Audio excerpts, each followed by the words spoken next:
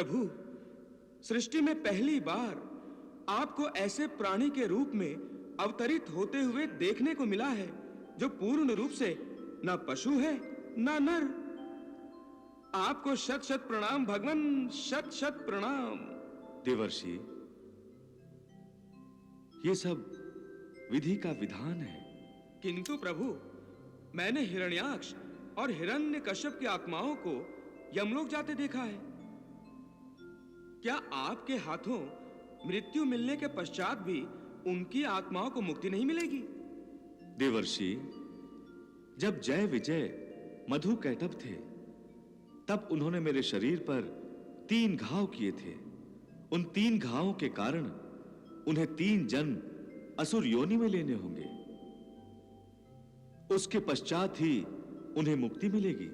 प्रभु, ये तो उनका पहला जन्म था असुरलोक में, तो क्या अभी 2 जन्म और शेष हैं? हाँ देवर्षि, उसे देखने के लिए आपको त्रेता युग की प्रतीक्षा करनी होगी। मैं बड़ी उत्सुकता से उसकी प्रतीक्षा करूंगा भगवान।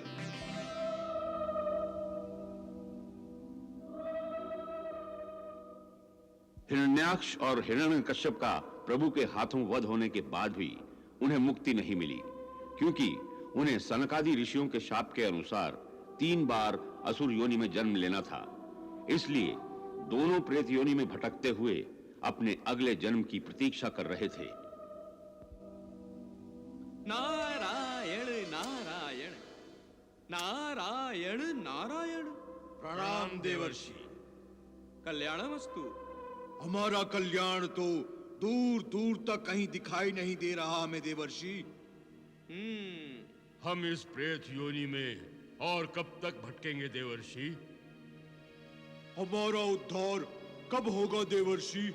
भगवान के पार्षदों, तुम दोनों का उद्धार त्रेता युग में होगा। मुक्ति की ओर वो तुम दोनों का दूसरा पग होगा। हाँ। तब तक हम इसी प्रकार भटकते रहेंगे देवर्षि।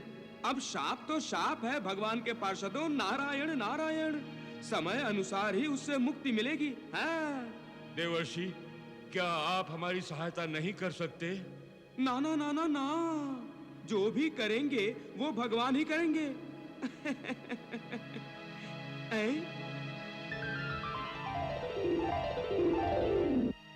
वो देखो,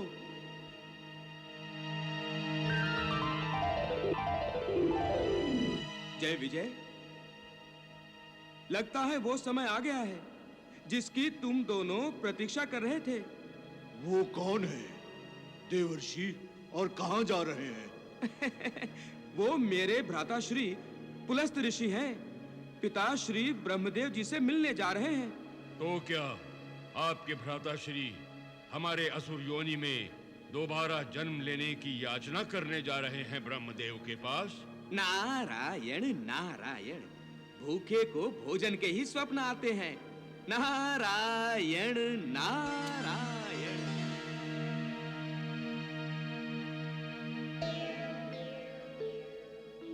प्रणाम पिताश्री। चिरंजीवी भव वत्स। पिताश्री, मैं एक इच्छा लेकर आपके पास आया हूं। कहो। मैं ब्रह्मलोक में तपस्या करना चाहता हूं। कारण? पिताश्री, आपके इस लोक में मेरी तपस्या भंग होने का भय नहीं है। किंतु वत्स, तप और साधना निज के लिए नहीं होती, पर कल्याण के लिए होती है। तुम स्वयं महाज्ञानी हो, महातपस्वी हो। तपो साधना से इतनी शक्ति अर्जित की है तुमने कि तुम्हारे मुख से निकलने वाला प्रत्येक शब्द सत्य रूप धारण कर लेता है। यह आप ही की कृपा है विधाता। अपने तपोबल की शक्ति से शक्तिहीनों को लाभ पहुंचाओ वत्स। इस समय पृथ्वीलोक विकास के मार्ग पर अग्रसर है।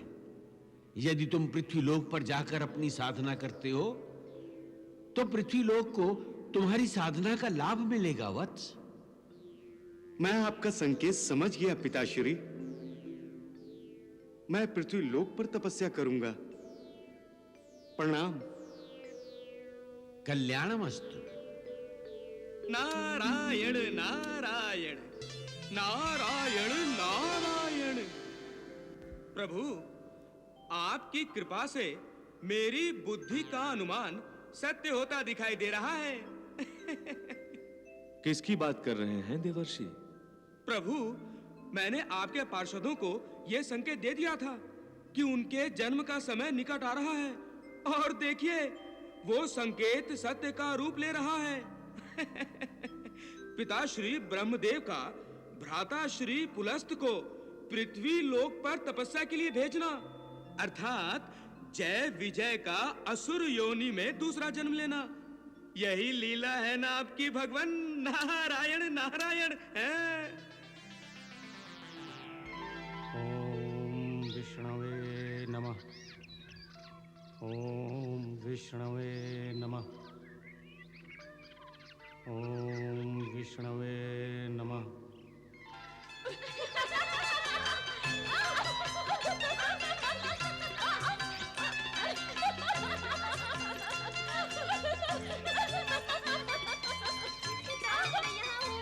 मैं यहाँ हूँ।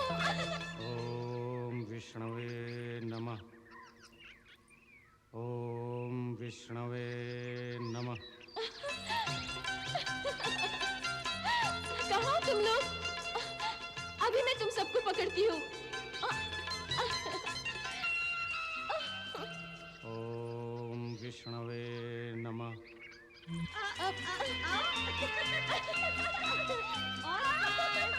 यहाँ। ओम विष्णवे नमः। ओम विष्णवे नमः।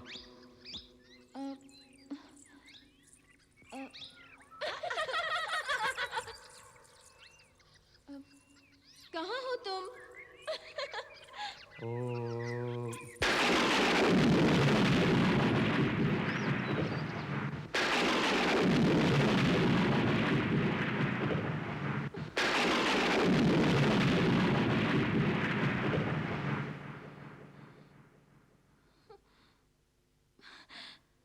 मुझे क्षमा कर दीजिए महर्षि, मुझे क्षमा कर दीजिए। अनजाने में मुझसे पाप हो गया। मैं कदापि आपका ध्यान नहीं तोड़ना चाहती थी। मुझे क्षमा कर दीजिए महर्षि, मुझे क्षमा कर दीजिए।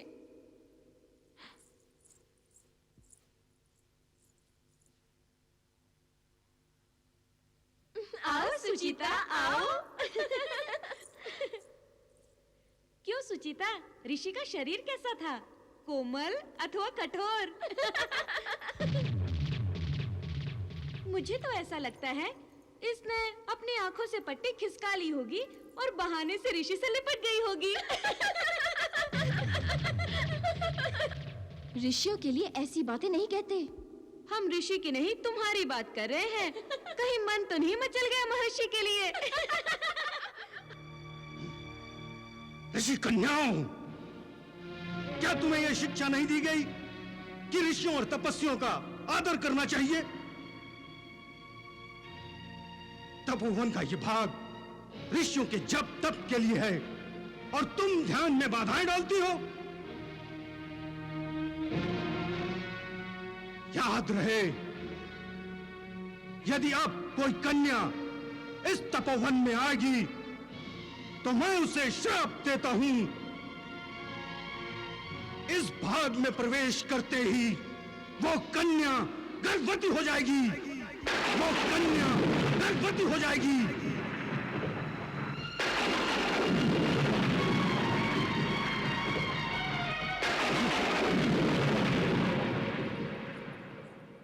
ओम ऐं ह्रीं क्लीं चामुण्डै विद्यै स्वाहा। ओम ऐं ह्रीं क्लीं चामुण्डै विद्यै स्वाहा। ओम ऐं ह्रीं क्लीं चामुण्डै विद्यै स्वाहा। हे महर्षि तृणेन्दु, वो देखिए, आपकी कन्या कुछ चिंतित प्रतीत हो रही है।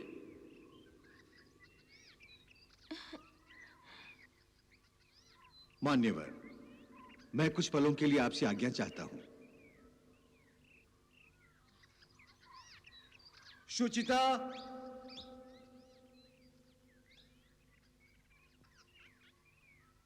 शुचिता, पुत्री, तुम इतनी भयग्रस्त क्यों लग रही हो? क्या हुआ? पिताश्री, हम तपोवन में खेल रहे थे। वहां तप करने वाले पुलस्त्य ऋषि ने तपोवन के उस भाग में प्रवेश करने वाली कन्याओं के लिए श्राप दे दिया है। ओ, तो इस कारण भयभीत हुई हो। तप करने वाले तपस्वी की तपस्या भंग होगी तो क्रोधी नहीं होगा वो। भलाई इसी में है कि तुम और तुम्हारी सखियां तपोवन के उस भाग में जाकर खेलना बंद कर दो। ना वहां जाओगी न श्राप लगेगा। ठीक है ना?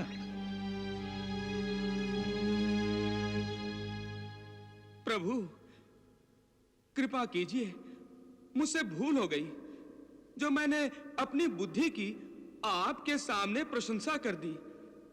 आपकी लीला को समझना असंभव असंभव। भगवान, भ्राताश्री पुलस्त्य से ऐसा शाप दिलवाने का कुछ ना कुछ तात्पर्य तो होगा ना? देवर्षि, विधाता ब्रह्मदेव ने जब पुलस्त्य को अपने मानस पुत्रों के रूप में प्रकट किया था, तब पुलस्त्य ने सृष्टि करना अस्वीकार कर दिया था। अब विधाता अपने शाप के माध्यम से पुलस्त्य से सृष्टि करवाना चाह रहे हैं। नारायण नारायण, तो ये बात है प्रभु।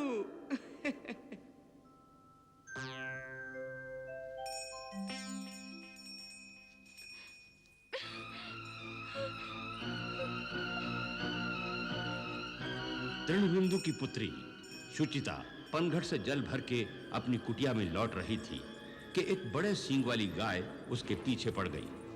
उससे भयभीत होकर शुचिता बचती बचाती अनजाने में ही तृणबिंदु के आश्रम में चली गई। ओम विष्णुवे नमः।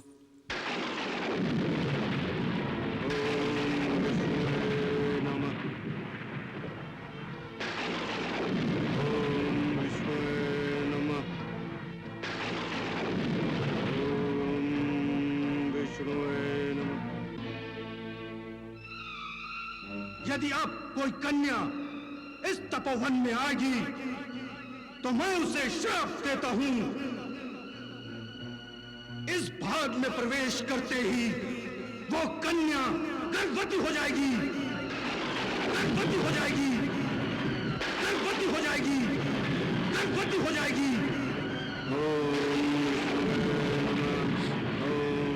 पिताश्री! पिताश्री!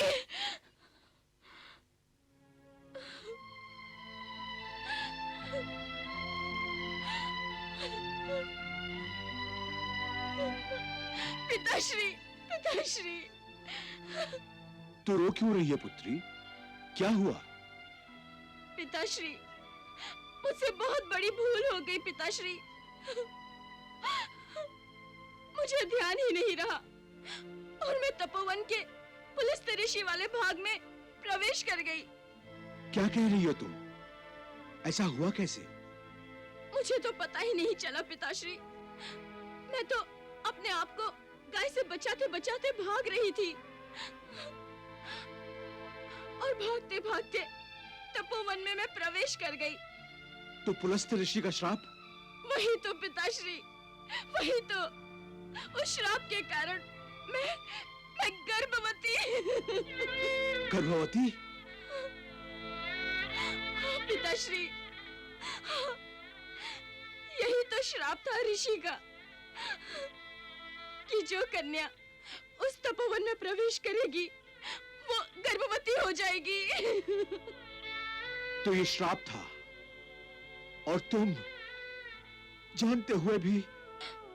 नहीं नहीं पिताश्री, नहीं, मैं सच कह रही हूँ। जो हुआ अनजाने में हुआ।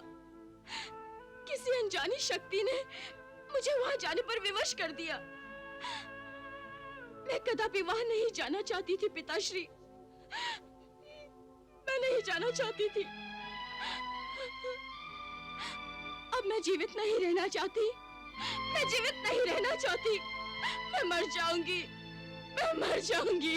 सुचिता, नहीं पुत्री नहीं, जीवन का अपमान मत करो। भगवान ने जीवन जीने के लिए दिया है, स्वयं नष्ट करने के लिए नहीं। मैं तुम्हें साथ लेकर महर्षि के पास जाता हूं। इस श्राप का निवारण उन्हीं को करना होगा।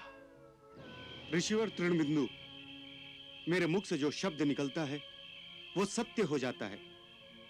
मैं सत्य को असत्य नहीं कर सकता। कुछ भी कीजिए महर्षि, मेरी पुत्री का जीवन बचा लीजिए। कुमारी होते हुए मां बनना समाज नहीं झेलता महर्षि, नहीं झेलता। वो अब शब्द नहीं सुन पाएगी, नहीं सह पाएगी। वो अपनी जान दे देगी और उसका पाप आपको लगेगा। श्राप देने वाले आप हैं और मेरी ये पुत्री अकारण ही श्रापग्रस्त हो गई है।